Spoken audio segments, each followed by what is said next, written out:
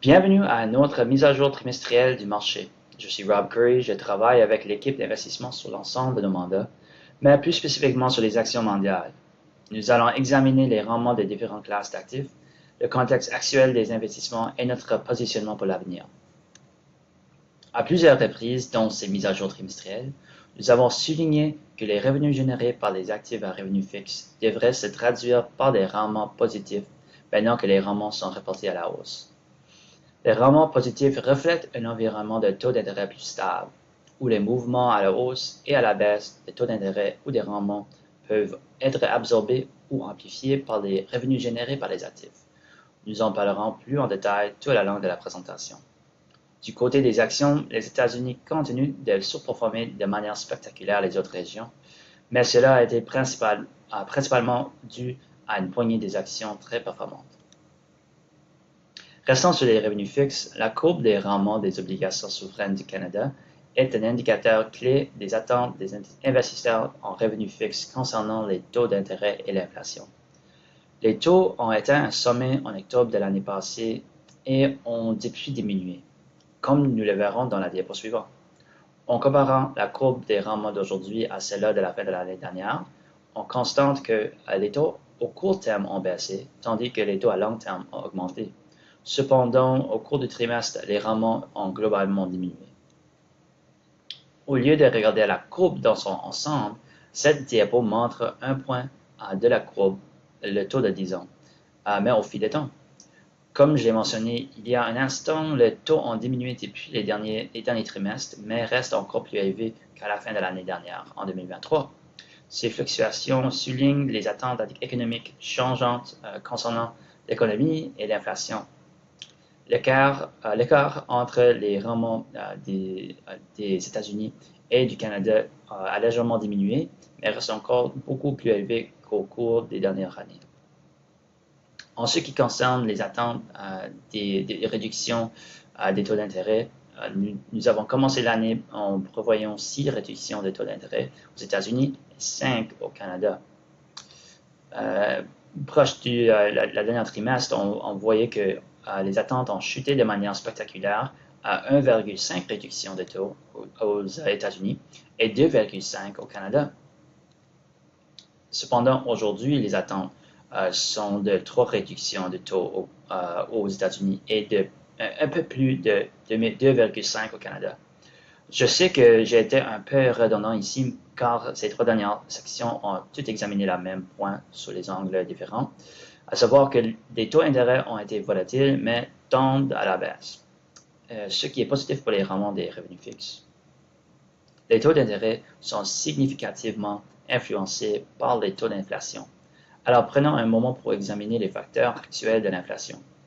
Les prix des biens de base sont maintenant en baisse. La plupart des détaillants ont commencé à offrir des rabais et à écouler leurs stocks maintenant que les chaînes d'approvisionnement sont revenues à la normale pour la plupart des industries, ce qui exerce une pression à la baisse sur les prix. La croissance des prix de services de logement ralentit, bien qu'elle contribue encore plus à l'inflation que par le passé. Nous allons approfondir ce sujet dans la prochaine diapo. En fait, les prix des services de base hors logement restent encore assez rigides. Les marchés du travail trouvent un meilleur équilibre, mais il reste encore assez tendu. Nous avons observé une légère augmentation du chômage cette année aux États-Unis, passant de 3,7% à 4,1% en juin. Le niveau de chômage durable à long terme, selon la Fed, est de 4,2%, ce qui est également le taux naturel du chômage estimé par le CBO. Nous devrions commencer à voir la pression sur le salaire s'atténuer. La croissance des salaires horaires est actuellement d'environ 4% aux États-Unis tout de suite. L'un des principaux moteurs de l'inflation en ce moment est les services, et en particulier les services liés à logement. La Réserve fédérale aux États-Unis utilise l'indice des dépenses de consommation personnelle, PCE, au lieu de l'indice des prix à la consommation, CPI. Pour leur analyse d'inflation, alors c'est ça qu'on va utiliser nous autres aussi. Ce qu'il montre avec ce graphique, c'est que l'inflation en temps réel des loyers ou d'autres éléments liés à logement a un impact retardé sur l'inflation rapportée, alors que l'inflation réelle a atteint un sommet en 2022. Pour ces mesures, l'inflation rapportée a atteint son sommet en 2023. Maintenant, nous voyons de nombreuses mesures en temps réel pour l'inflation des services liés à logement en dessous de ces chiffres rapportés, ce qui implique que les chiffres futurs seront encore plus bas. Je pourrais montrer de nombreux autres graphiques, certains ajoutant de la crédibilité à cette idée et d'autres en retirant, mais en général, le marché estime que l'inflation évolue dans la bonne direction. Les écarts de rendement des obligations à rendement élevé, qui sont un bon indicateur pour la perception des risques des crédits des entreprises par les investisseurs en revenus fixes, restent très bas. Autrement dit, il y a des moments où le marché offre des rendements beaucoup plus élevés pour les risques plus élevés. Aujourd'hui, le rendement supplémentaire pour les risques est plus modéré. Malgré des écarts des crédits serrés, nous trouvons une bonne valeur dans les crédits canadiens au court terme, en particulier dans les obligations de qualité supérieure.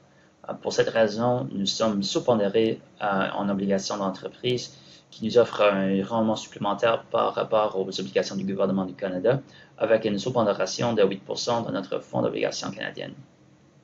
Nous avons également une durée légèrement inférieure avec environ 7 ans contre 7,2 ans pour l'indice de référence. Passons aux actions. La bifurcation entre les marchés a continué de s'aggraver. Lorsqu'on examine les valorisations des marchés boursiers, on constate que le S&P 500 est nettement plus cher que ses contreparties.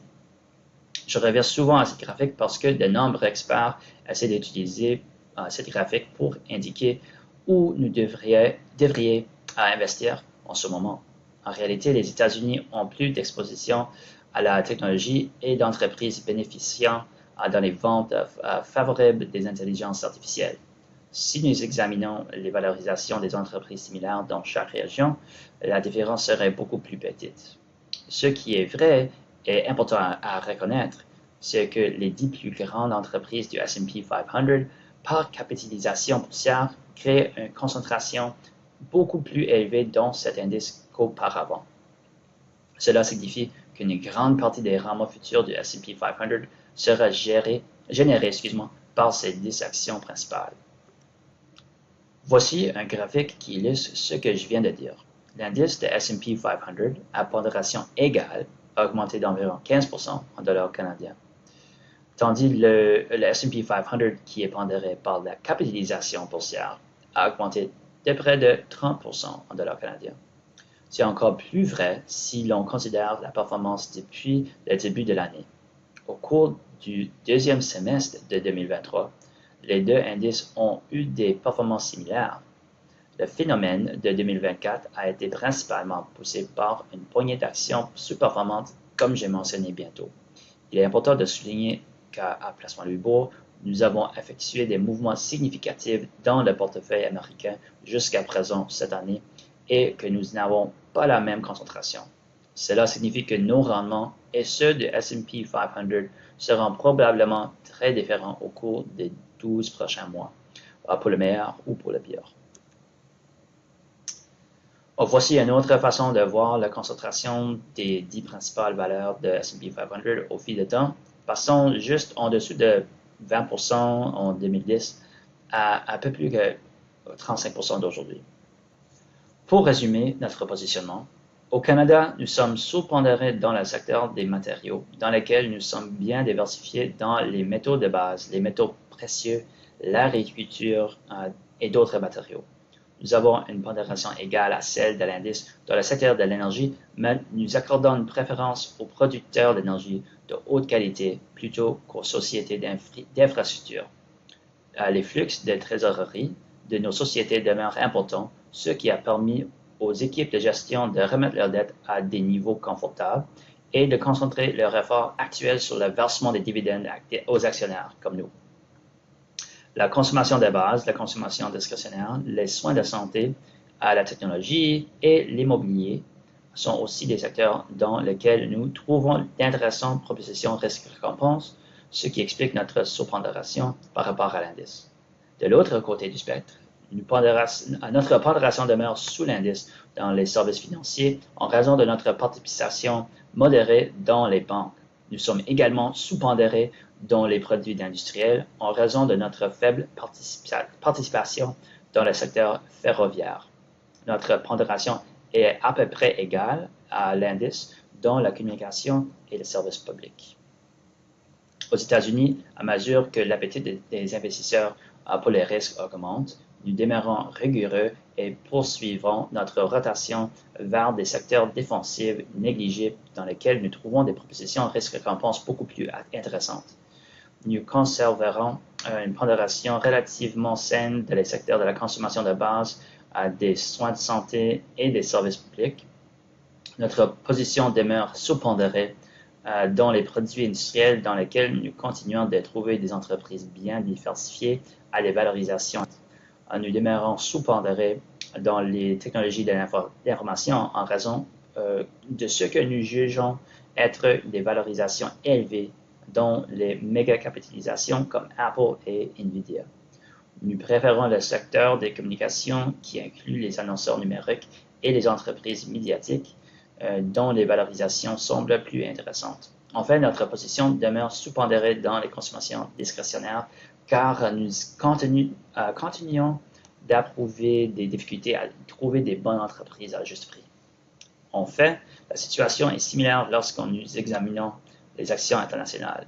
Nous conservons une pondération saine dans les secteurs de la consommation de base, des soins de santé et des services publics.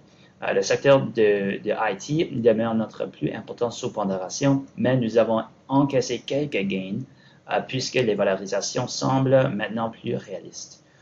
Nos positions demeurent sous-pondérées dans les services financiers car nous trouvons moins de valeur dans les secteurs bancaires après que celui-ci a produit de bons résultats en 2023. Nous sommes également sous-pondérés dans la consommation discrétionnaire, les matériaux et l'immobilier. Nous trouvons les revenus fixes attrayants ici, compte tenu des rendements attendus plus élevés dus au taux d'intérêt plus élevé. La volatilité pourrait encore être accrue étant donné que l'issue de l'inflation reste incertaine. Cependant, si l'inflation baisse à manière significative, nous devrions nous attendre à des rendements encore meilleurs des revenus fixes en raison de la baisse des taux d'intérêt. Les actions ont connu une belle progression, mais l'ampleur a été limitée, soulignée par quelques actions basées sur l'intelligence artificielle aux États-Unis. Nous continuons de trouver des entreprises avec des valorisations attractives dans nos régions géographiques et sommes donc réticents à supposer qu'il devrait y avoir un recul important dans les marchés. J'espère que vous avez bénéficié de cette présentation.